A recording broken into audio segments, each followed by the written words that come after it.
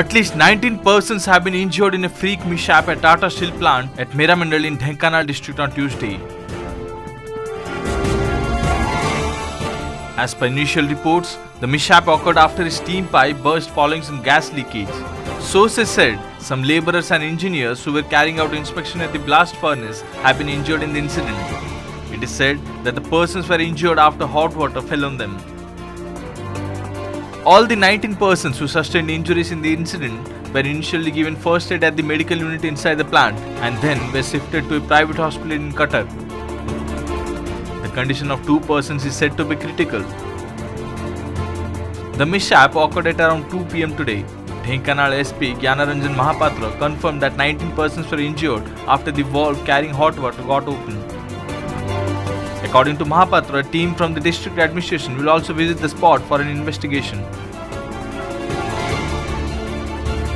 Received 19 patients from Meramandali Tata Steel plant around which has happened around 1:20 to 1:30 p.m. They have all suffered burns. Out of total 19, 2 patients have also sustained fractures. 6 of them are burnt above 40%. And of them 1 person has sustained burns more than 75% and is in a critical stage in intensive care unit. The rest all patients have received treatment in the emergency ward and they are admitted in high dependency and burning. An earthquake of 5.4 magnitude was recorded in Jammu and Kashmir's Doda region on Tuesday at around 1:30 p.m. Tremors of the quake were felt in Himachal Pradesh, Chandigarh, Punjab and all adjoining areas. Mild tremors were also felt in parts of North India including Delhi NCR. National Center of Seismology says magnitude of the earthquake was 5.4 on the Richter scale. The epicenter of earthquake was Doda in Jammu and Kashmir. However, no casualties and damage to property has been reported so far. Locals said that the earthquake scared school children and people in shops rushed out. According to a few others, this was more intense than the tremor that occurred last week.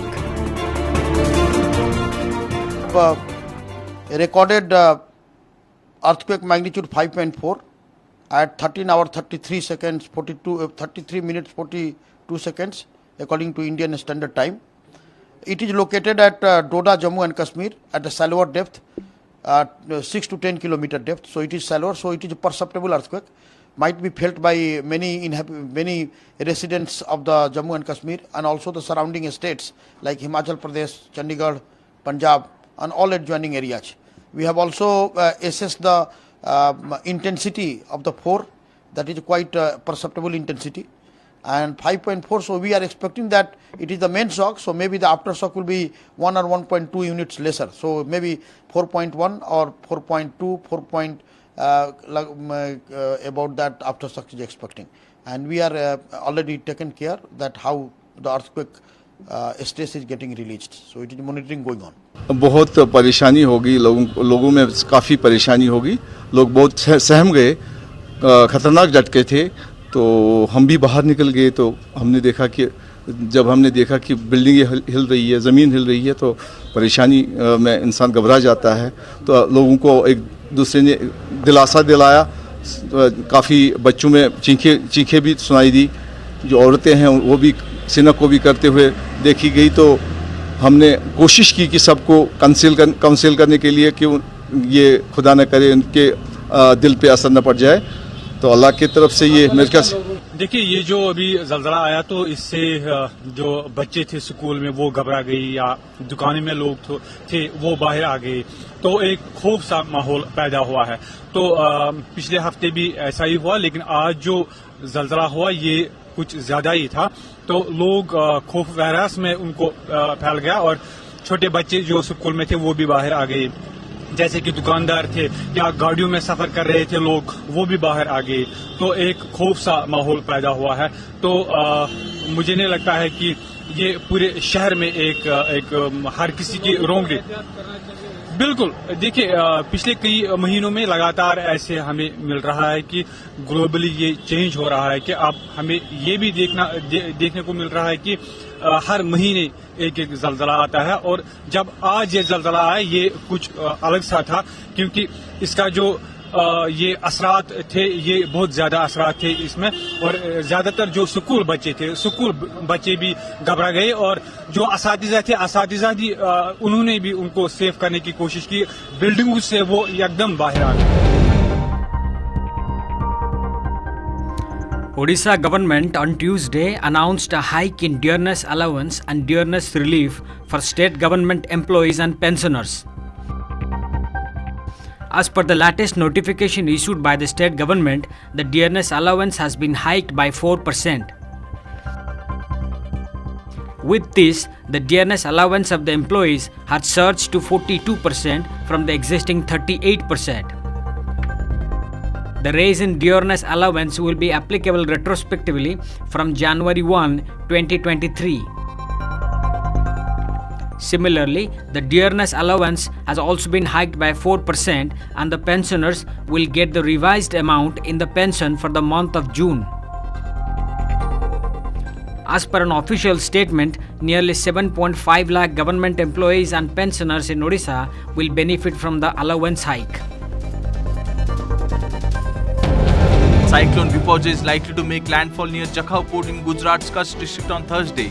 Wind speed likely to remain around 150 km per hour.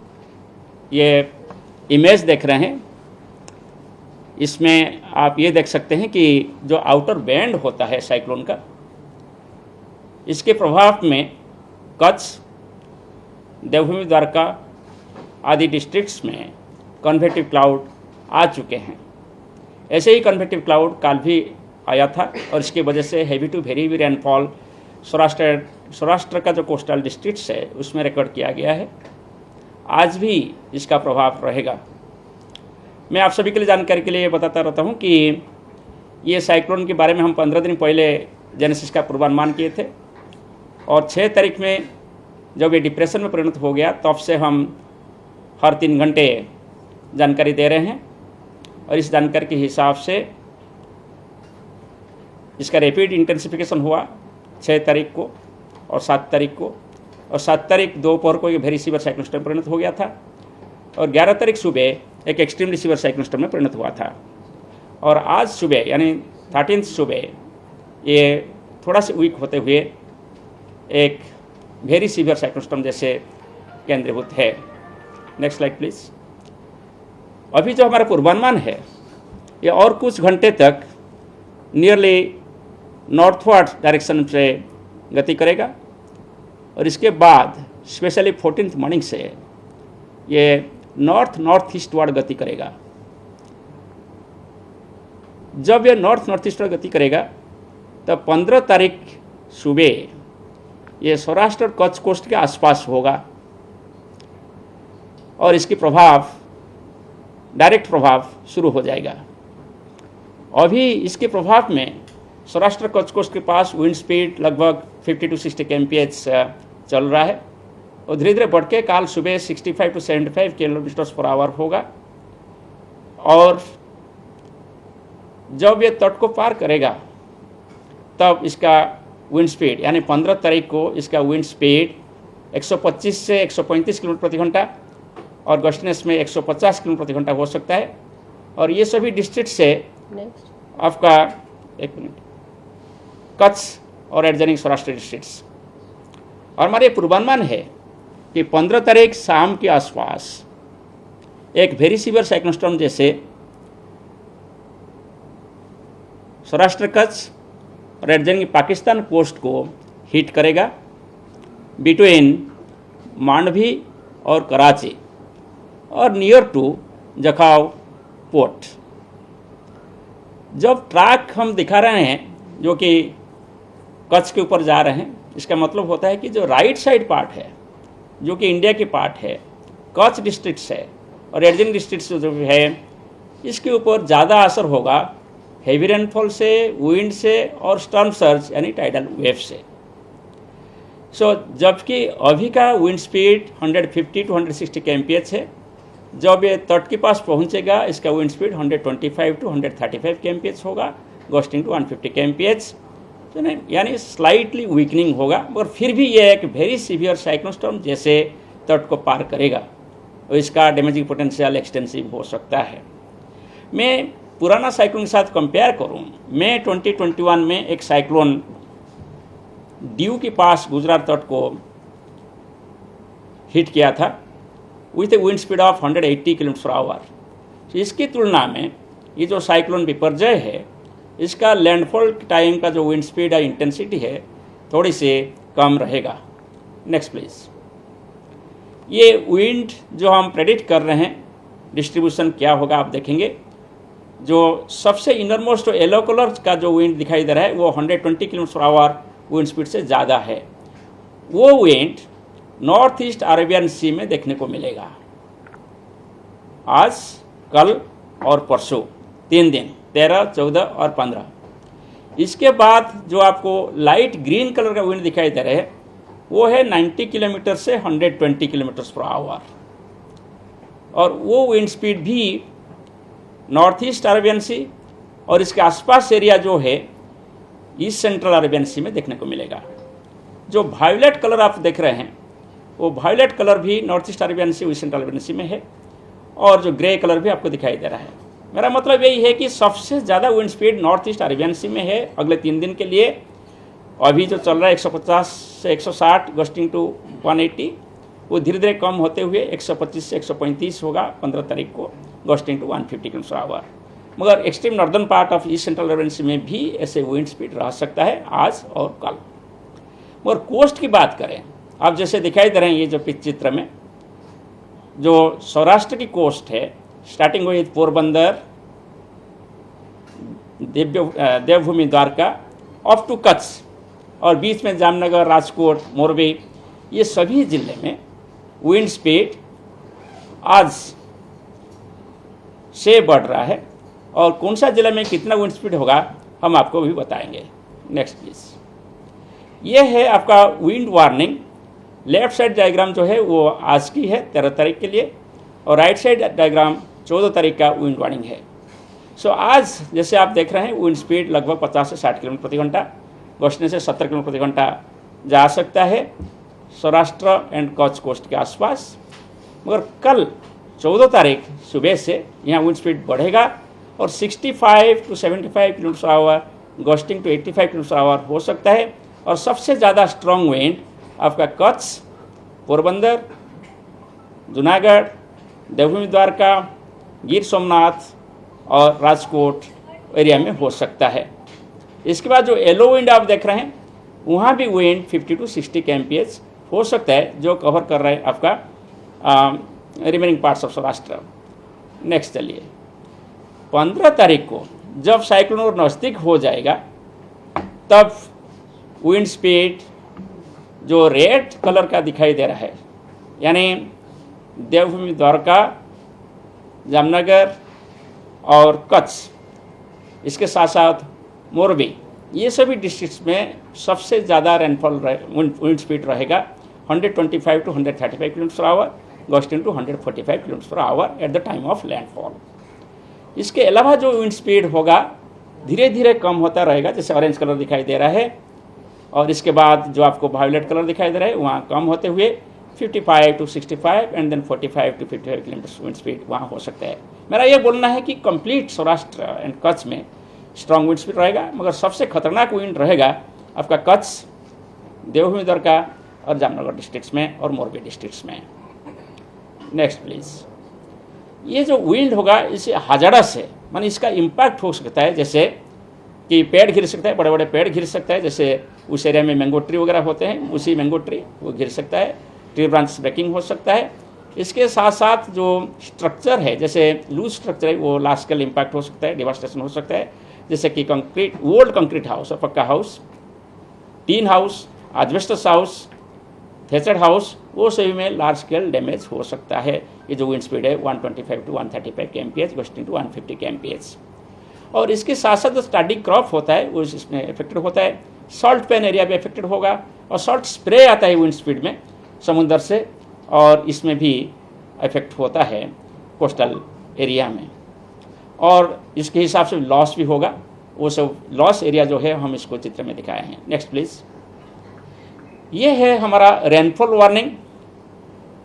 आज का rainfall जो हम predict कर रहे हैं, heavy to very heavy rainfall हो सकता है, mainly coastal district Saurashtra and Kutch, starting with Kutch, Morbi, then Porbandar, देवभूमि द्वारका, राजकोट, जामनगर, जूनागढ़, ये सभी अगीर सोमनाथ, ये सभी एरिया में आपका heavy to very heavy rainfall मिल सकता है।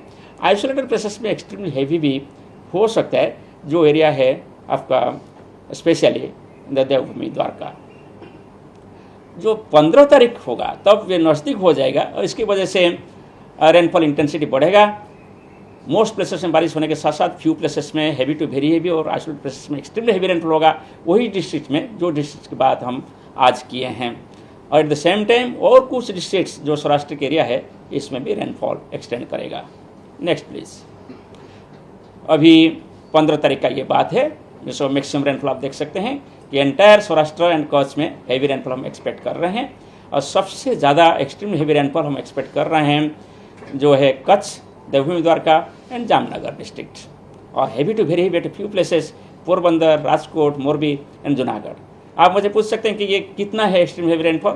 कैटेगरी है एक्सट्रीम रेनफॉल का मोर देन 20 सेंटीमीटर, मगर हम लोग सरप्राइज नहीं होना चाहिए इफ रेनफॉल 25 सेंटीमीटर से भी ज़्यादा हो जाए।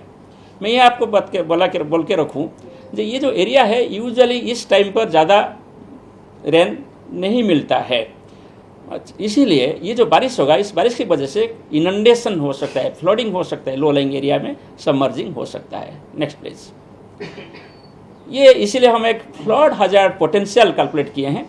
लेफ्ट हैंड साइड डायग्राम आप जो देख रहे हैं, आप देखेंगे कि कच्छ डिस्ट्रिक्ट और एडजॉइनिंग डिस्ट्रिक्ट है जो कि गल्फ ऑफ कच्छ के आसपास है, तो सभी में फ्लडिंग पोटेंशियल है, यानी लो लाइन फ्लडिंग हो सकता है। Next please. ये सी कंडीशन जो बोले कि सी कंडीशन फेनोमेनल है अभी नॉर्थ ईस्ट अरेबियन सी में और एडजॉइनिंग सेंट्रल अरेबियन सी में। फेनोमेनल का मतलब होता है कि जो वेव हाइट होता है, ये लगभग 10 to 14 मीटर हो सकता है वेव हाइट। सो ये वेव हाइट में कोई स्मॉल बोट या एनी बोट, मोटराइज्ड बोट हो कि मैकेनाइज्ड बोट हो, वो डेंजरस हो सकता है।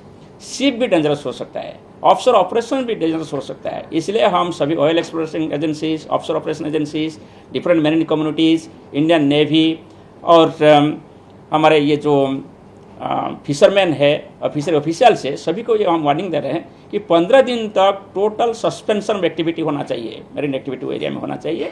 कोई नॉर्थ ईस्ट अरेबियन सी और एडजॉइनिंग सेंट्रल अरेबियन सी को 15 तारीख तक नहीं जाना चाहिए।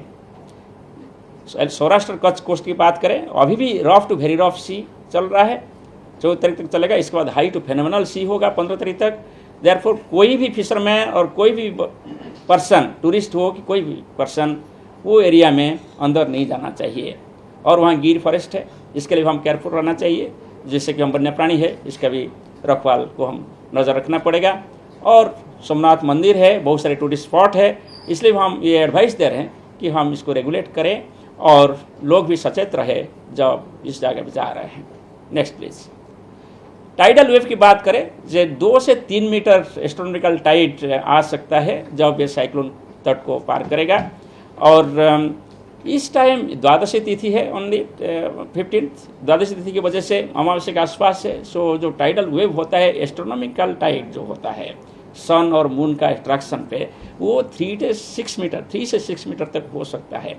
तो इसलिए ये जो टाइडल वेव का पूर्वानुमान कर रहे हैं साइक्लोन की वजह से, वो एस्ट्रोनॉमिकल टाइड के ऊपर और 3 मीटर हो सकता है, 2 to 3 metre. The Puri district administration is now racing against time to complete all necessary pending works ahead of this year's Rath Yatra of Lord Jagannath. Lakhs of devotees are expected to attend the annual chariot festivities of the Mahaprabhu in Puri beginning June 20. Various aspects including safety and security, traffic arrangements, drinking water supply, facilities for devotees and crowd control measures were discussed at the final Rath Yatra coordination meeting on Tuesday. Arrangements regarding smooth observance of nitis like Pahandi, pooling of chariots were already discussed with Chhattisa Nijo groups in several phases. Chief Minister Naveen Patnaik, chairing the virtual meet today, directed all departments to take special measures for the smooth conduct of the festival. Patnaik has asked officers to draw up special contingency plans for devotees in view of the heat wave conditions. Chief Administrator of the Sri Jagannath Temple Administration, Ranjan Das, exuded confidence on the smooth conduct of the Lord's Rath festival. नीति छत्तीस निजोग ठार आरंभ कर दैतापति मान सहित समस्त सहित आलोचना पर्यायक्रम मिलित भाव में आलोचना प्रतिदिन आज आम सबुदिन सहित आलोचना होची बेहरण द्वारा आम बसिक जो जो छोट मोट समस्या जो उपजुची समाधान करने चेष्टा करुचु तेणु समस्त प्रयास रही कमी नीतिकांति ठीक समय हम इवन बिफोर टाइम करने आम प्रयास आमर रही ग्रीष्म प्रभाव को आखिआगे रखिकी माननीय मुख्यमंत्री जो निर्देश रही अनुपालन करा फायर ब्रिगेड पुलिस तरफ पर्याप्त व्यवस्था परिक्रमा मार्ग अच्छी 15 तारिख सुधा खोल सब प्रकार निर्देश दि जाइए काली परिचालना कमिटी बैठक में संक्रांत निष्पत्ति भक्त आसबे देश विदेश भी समस्ते लक्ष्य देखो किपर भाव में सुरुखुरु बोली समस्त अनुरोध कराई तेणु निश्चित भाव मुझे आज समस्त जनसाधारण को अनुरोध करी समस्ते सहयोग कर शांति श्रृंखला सहित समापन कर प्रत्येक विभाग को ताकू निर्देश दि जाता काम सुरुखुरु चलती किपर भाव आगू बढ़ावा समस्त सहयोग कामना। Sources said Chief Minister Naveen Patnaik has directed for the opening of the corridor project by June 15. However, several servitors and others have expressed concerns, saying that the meeting ended without any particular discussion on the Parikrama Marg and uninterrupted power supply during Rath Yatra.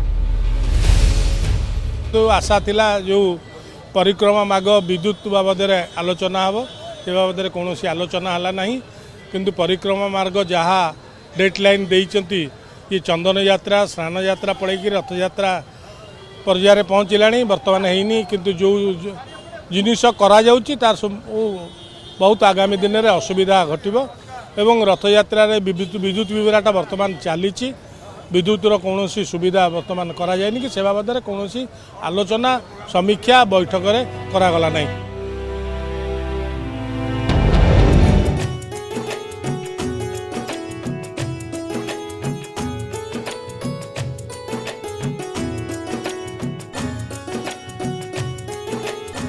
Preparations for the 3-day Raja festival are in full swing across Odisha. Odisha's very own festival Raja has a special place in the hearts of Odiyas who celebrate this occasion with great enthusiasm all over the world. Odisha will celebrate the Pahili Raja on June 14th tomorrow, and today is called Sajabaja, which essentially means preparations. Traditionally, a lot of things are required to do ahead of Raja festival. Today in rural as well as urban areas, girls begin applying olata on their feet and anoint mehndi designs on their palms and hands. As Raja festival can't be imagined without several mouth-watering delicacies, women folks are busy preparing cakes, pastries and sweets. Raja festival falls in mid-June, ideally June 14. Though Raja festival is a 3-day affair, it is actually observed for 5 days. While the first day is called Sajabaja, the second day is known as Paheli Raja, the third day is Majhi Raja or Raja Sankranti, the fourth day is Budha or Basi Raja or Sesa Raja, and the fifth day is called Basumati Snana. On this day, ladies give a bath to the grinding stone, considering it as Mother Earth. The uniqueness of the festival lies in the fact that it is celebrated to pay tribute to womanhood. And to honor this fact, girls and women are refrained from doing any work at this time of this festival because it is believed, just like women, Mother Earth also undergoes menstruation during this period. Girls and women are not even allowed to walk barefoot and are pampered to take complete rest. They enjoy the 3-day long festival to their fullest.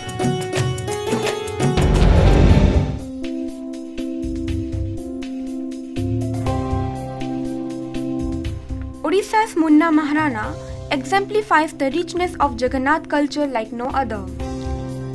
Munna, a miniature artist from Sonpur, has created wonderful pieces of art on particles of rice which is just impossible to believe. He has not only inscribed images of Lord Jagannath on the rice grains, but also audaciously painted the sacred verses of Gita Govinda on the each cereal particle. This apart, Munna has also created images of the Mahaprabhu on Mayura Chandrika or peacock feather. The other designs by the micro artist also include 3 incredible sculptures of Rathas on piece of chalks. Earlier, Munna had come to limelight by drawing images of Lord Jagannath on spare parts of cycle and bikes.